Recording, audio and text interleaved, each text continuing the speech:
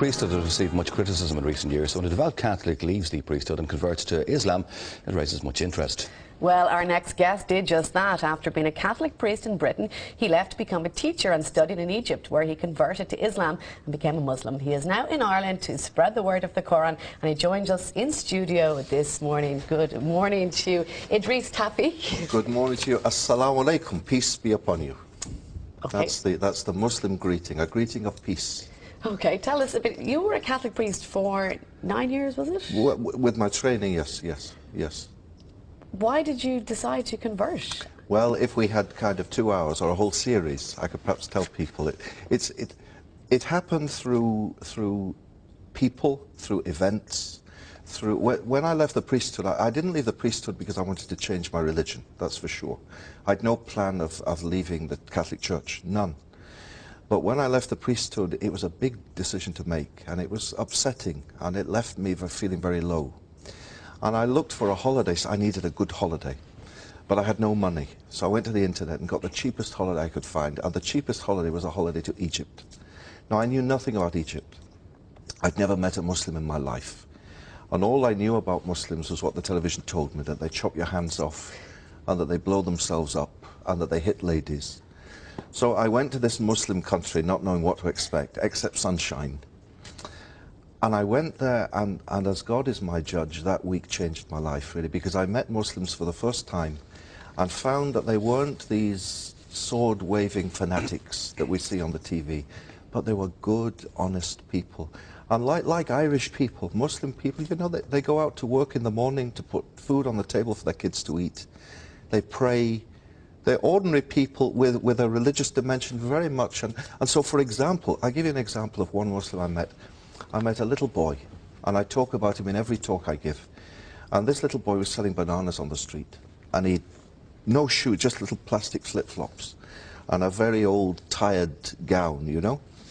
And he greeted me the first morning. He said, Assalamu alaikum, peace be upon you, with a big smile on his face. And I learned each day from my hotel walking past him to say Zayak. Zayak in Arabic means, how are you, how are you doing? And he'd reply, Alhamdulillah, praise be to God. And that week, it touched my heart. I didn't learn much about Islam, but I learned for sure that Muslims weren't what I was being told back home. And then a long journey, of perhaps a year started, of meeting. I got a job teaching. You know, I needed work. I had no work. So I got a job in a school in London. So your holiday, you came back. I came back. You still felt strongly. Still, I still had no plan to change my religion. I was perfectly happy being Catholic. And in fact, in all the talks I give, you know, I've been giving talks this week in Ireland, I always start my talks by saying, if anyone's come here tonight to hear me criticize the Church or the Pope or Christianity, you've come to the wrong talk. Why did you leave the priesthood, though? What made that decision after 8 years there as a priest? Okay, well, the job, I liked the job. And it's a great privilege, you know, for people to let you into their lives, to be with their parents when they're dying, to baptize their children, to marry them, to hear their confessions. It's a very privileged life.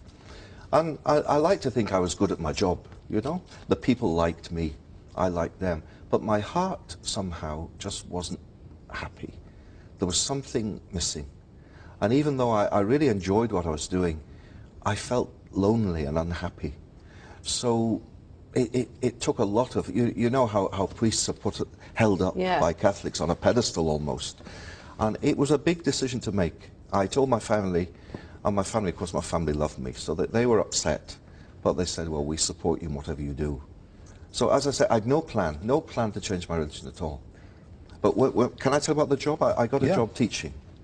And in the school where I was in London, there were lots of Muslim kids. Very naughty school I was in, very naughty. They had every wrong thing you could imagine they did, but I liked it. I liked the kids, and they liked me, and I was teaching them about religions. All my life I taught, as a De La Salle brother, I taught about the Catholic faith. Well, for the first time I was in a state school teaching about Islam, Judaism, all the religions. Well, I didn't know much about them, so every night I had to get the books out and read, you know. And the more I read, and the more I read, and the more I liked what I read about Islam. And the kids in school were having their effect on me. Ramadan came, you know, the holy month of Ramadan, of fasting. And they came to me and they said, sir, it's Ramadan and we've got nowhere to pray. and your room is the only room in the school with a carpet. You know, you could call it a coincidence. Yeah. They need a carpet to Yeah. pray. Can we pray in your room? So I said, of course you can pray in my room. So but I said, but I have to ask the headmaster first. So I went to the head and I said, these boys, Muslim boys, would like to pray in my classroom. Is it okay? He said, fine, but you have to sit at the back, because knowing these kids, they could steal the carpet. You know? So I sat at the back for the whole month of Ramadan. And for the first few days, I just marked my books and prepared my lessons and paid no attention. Then as the days went by, I'd look at, oh, they're doing this now. Oh, they're doing this now. And I secretly went to the internet and I learnt the prayers in Arabic they were saying. So it was a slow process. A very slow process. And it is a lovely religion, and there is a lot of peace, and there is a lot of love espoused. Yeah. But how do you reconcile and equate that with the fact that there are hundreds of thousands of fundamentalists who go to the other extreme, and there is no give and take? It is do it our way or we'll kill you. Okay, well the way I'd answer that would be that this island of Ireland is no stranger to extremism and fanaticism done in the name of so-called religion.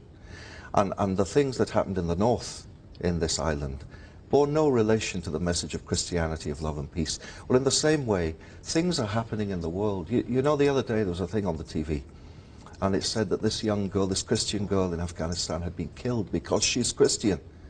And when I saw it, I was sad. I wasn't angry, I was sad, and thought, what a shame that people misunderstand so much. And what a shame that people watching this think, here we go again, Islam and Muslims. If you want to meet real Muslims, come with me to my house, to my home in Alexandria, to my building. On the ground floor, you'll meet Ahmed and his wife and kids. On the next floor, Mahmoud and his wife and kids. On the next floor, Sharif. Ordinary people who pray, no hand grenade in their pockets, you know, no suicide belt. Yeah. It is very much a religion of peace, but unfortunately, people who shout loudest get hurt, make news. Yeah. That makes news. A little old lady teaching her granddaughter how to recite the Quran doesn't make headlines. Doesn't make the news. What type of reaction do you get though from Irish people? I mean, you give speeches in Ireland. What type of reaction do you get? I mean, I've had a lovely reaction this week. Do you know? Can I mention Jerry Ryan's show? Last Friday, I was on the Jerry Ryan show, and a lady phoned in, and she said, "I'd like to ask a question." She said, "Has Idris Tawfiq come to Ireland to convert the whole of Ireland to Islam?" And I said, "My dear, I haven't come here to convert anyone to anything. I've come for two reasons. One, I've come to encourage the Muslim community to be good Muslims. And two, I've come to encourage tolerance and dialogue and understanding between Muslims and those who aren't." So after that radio show, the first thing I did after praying at Clonskeagh Mosque was we went and we met the Anglican Archbishop of Dublin to say, "Assalamu alaikum to you, sir. Christians and Muslims are friends. We have so much in common. We want to work together as people of faith." While I've been here, I've met the mayors of the Lord Mayor of Dublin, the Lord Mayor of Cork. He gave me this little lapel pin, which I promised to wear for the show today in Cork City. The Mayor of Limerick, the Mayor of Galway yesterday. And telling them, through meeting them, telling them that Muslims in Ireland want to be part of this Irish society they live in. And hopefully it'll work, and hopefully everyone will assimilate, change some opinions. Society can come together. Inshallah, as we say, God willing. Thank you very much, Idris. Pleasure meeting you this morning. Thank you very much indeed.